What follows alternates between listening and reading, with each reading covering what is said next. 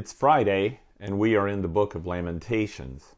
Before I read, would you consider Jeremiah someone whom the Lord loved? Would you consider Jeremiah someone who had full trust in God? Well, I think it's safe to believe that he most certainly was beloved by God, and he most certainly was someone who trusted fully in God.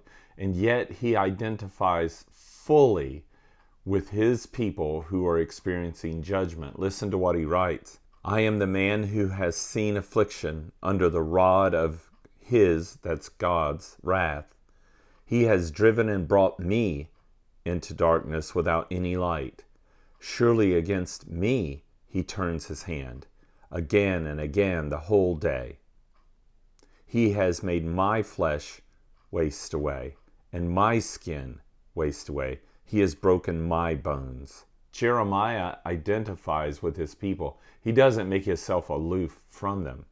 But then he says this, the Lord will not cast off forever, but though he cause grief, he will have compassion, according to the abundance of his steadfast love. For he does not afflict from his heart or grieve the children of men.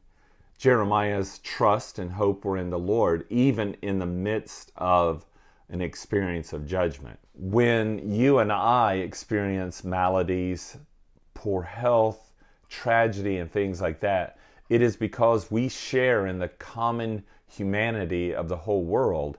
We share in the suffering of God's judgment against sin that comes upon the earth, and which is the reason why there is such thing as suffering in the world.